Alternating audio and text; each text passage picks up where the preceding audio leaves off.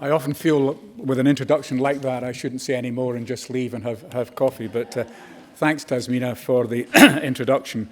You know, I was just reflecting on the fact this is my university.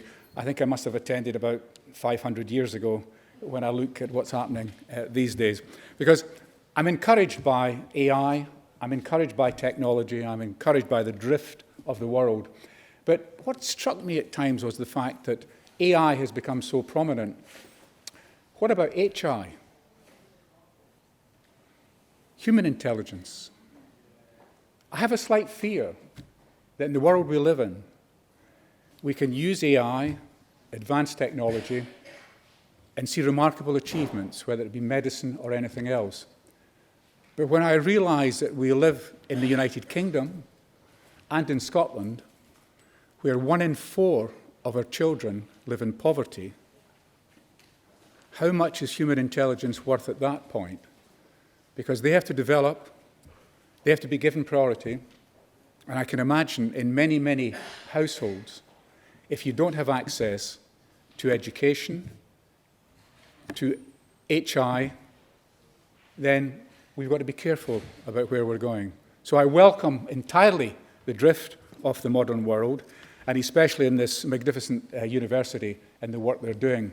But I would always like to retain in my memory and my thinking this question of human intelligence, because it links in with the whole idea of diplomacy. And when you think about education in that sense, it's very much linked to diplomacy, it's very much linked to dialogue and discussion.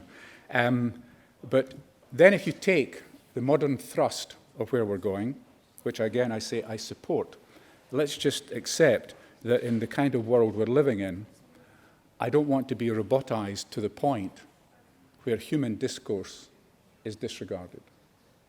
I say disregarded, it's a bit extreme, a bit wild for effect, but nevertheless, this is the kind of world that we live in. On the other hand, as a politician of something like 1,000 years now, I think I've been in politics, it seems to me that the world has problems. International order is in disarray.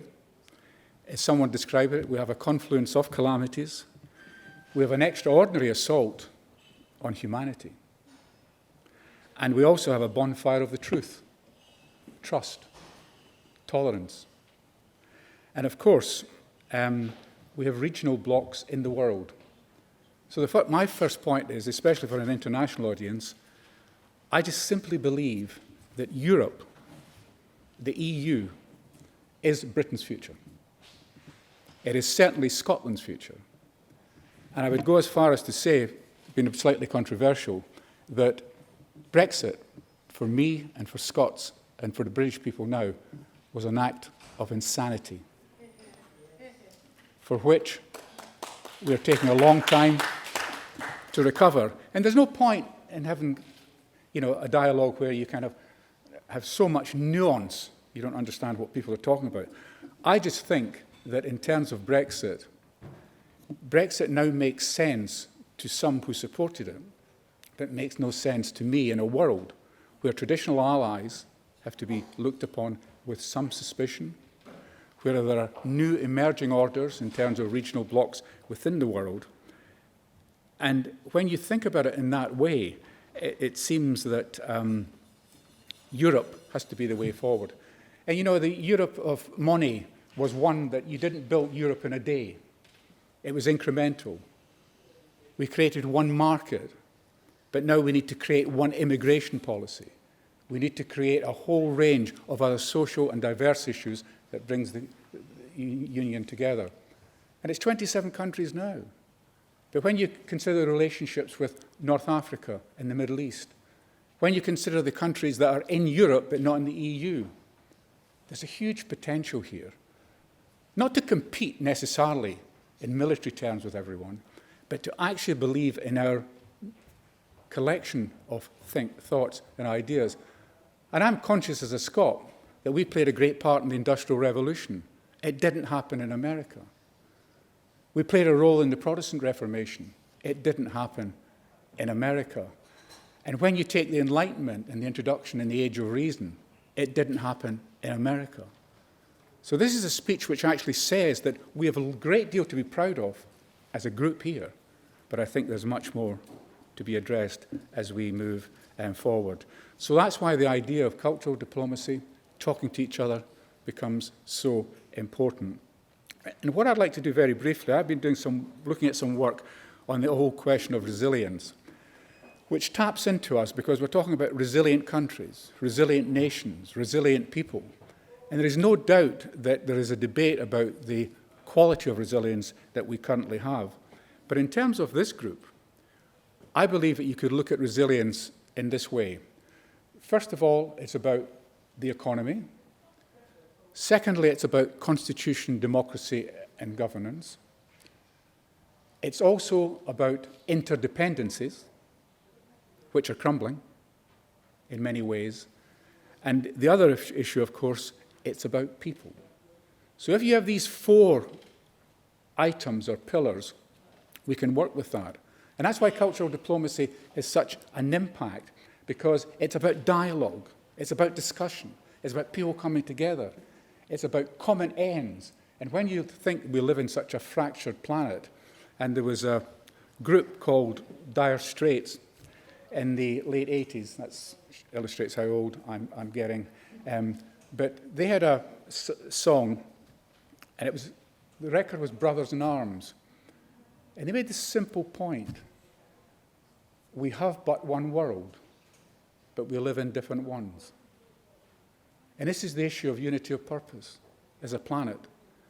And when you take some of the existential threats that we face, it's a question of fiddling while Rome burns, that the planet has problems maybe 100, 200 years ahead. What are we doing about it now? Some are doing a lot. But it's the one world idea. And it seems to me that that captures, in essence, what you are achieving, what you're trying to do, and what politicians in their better moments should be also attempting. But the interdependence is crucial, and that can happen at any level.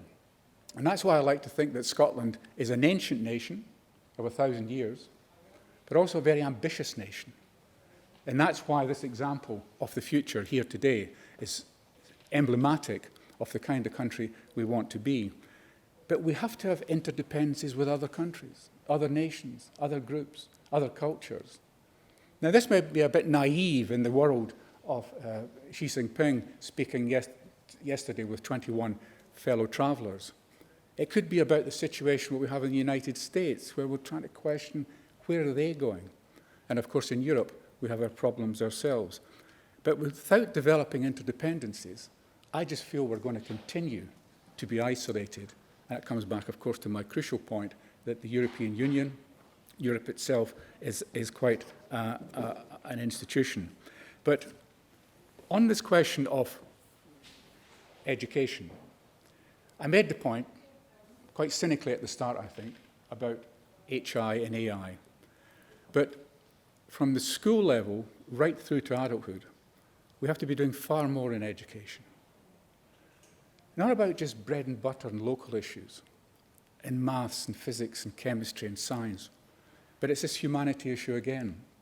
And I speak to a lot of students, a lot of young people. There is a fantastic promise in all of them. They're clearly at an age that they maybe haven't been jaundiced or kind of poisoned by a lot of modern thinking. But nevertheless, what they're doing is that there is an interest in gaining knowledge, an interest about the world. And that's why I think we have to look to developing within any organization such as this whole question of education and what it means. But can I just maybe make a couple of references to why I think that Scotland hosting this today is a step forward for us. 25 years now we've had a Scottish Parliament. That was developed in 1997. I was involved in the legislation in 98, and the Parliament is 25 years old last year. Now, the benefit of that is that not only do we live in a United Kingdom, which is still highly centralised, we live in a world within nations which is highly centralised as well. It seems at times we don't trust people. Sometimes I think it's not very right to trust politicians, and I've been one for, I think, again, about 1,000 years. But it's this question of trust, and it's this question of young people, and it's this question of building from the base, building from the frame. And if we can again address that, we not only make interdependencies crucial, but we're also sending a message, a powerful message, that we need dialogue. And in politics in the UK, for example, we have Welsh colleagues here today. I don't know if there's anyone from Northern Ireland, but in terms of Scotland, we want to do better together, but that doesn't necessarily mean that we only have one country in terms of the UK dictating or speaking down to these various bodies that we have. But often politics needs courage. And what we're finding these days is that there are big issues to be discussed, big issues to be tackled, but often we kind of slumber away from that because it could be conflict. That shouldn't be the case. Because one of the reasons for the world's in the mess it is in my view just now, is that it is great to have difference. Everybody here will have a view on something that may differ. We may have 40 or 50 different views. Difference drives discussion and thought, but division doesn't. And what you find in America and what you're finding in the UK and maybe in your own countries is the fact that difference is healthy. You may agree on something, I may differ, healthy debate follows. But once a difference becomes a division, you need a side. You need a party. You need to dislike what somebody's saying. That's worrying. And that's a critical point that organizations such as this can help to overcome. Promote difference, but beware of division. Now, is that so simplistic that it lacks any sense? I don't think so. Think about the world just now. Think about the UK. Think about your own countries. Think about America.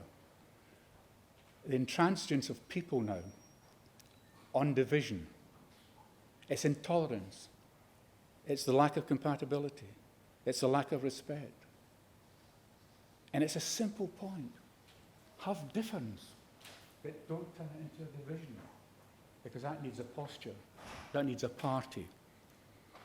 That needs for you to think things that you shouldn't be thinking in terms of this truth, trust, and tolerance issue. So Scotland is not unique in any particular way, but it does have a semblance of that collective responsibility that is good for us, and I think is good for most people. So all in all, what I've tried to do in that kind of brief contribution is to identify what I think is important to us, what I think is important to any organisation that wants to create dialogue and debate between nations, between cultures, between communities, vitally, vitally important. And this is a bit of kind of homespun philosophy. We have a poet in Scotland called Robert Burns. Revered, he was our man of the millennium, the most important Scot in terms of the public mind that's probably ever existed. That's quite an accolade. I'm sure I fall well short in terms of any potential future accolades. But the point about Burns was, somebody was talking earlier about, we're talking about where humanity is going. And Burns was essentially a poet. He had an amazing life, some of which we can't go into, a grown-up company. But nevertheless, he wrote a poem, a song, and it was called Is There for Honest Poverty? And he finishes that with the remarkable lines about the state. And he can talk about nature, he can talk about people. And he finishes with this comment, that man to man, the world o'er, shall brothers be for all that. Sadly, ladies, women weren't considered at that point, in the 18th century. Simple themes. And my instincts tell me some of the simple themes are the most important. The other one, which you'll know, is the International Song of Friendship, which he wrote. It's called Auld Lang Syne. It's the second most sung song in the world. And it was written in Ayrshire, in Scotland, by Robert Burns. And The previous one is Therefore Honest Poverty. That could be described as the Marseillaise of humanity. But the International Song of Friendship is Auld Lang Syne. Now, it's often good in these very sophisticated debates and discussions and robots and whatever that we forget some of the simple truths that should drive us as human beings. So I put Robert Burns up here because he had a grasp of nature, he had a grasp of the future, but nevertheless, he came up with some simple themes that I think that we can major on as we move through today, tomorrow, and to a future of further dialogue. So Tasmina, I think I should just say thanks for having me. I hope some of the points were of relevance as we move forward. And as I said, it's a personal honour to be involved with you. And let's tackle the future together. Thanks very much.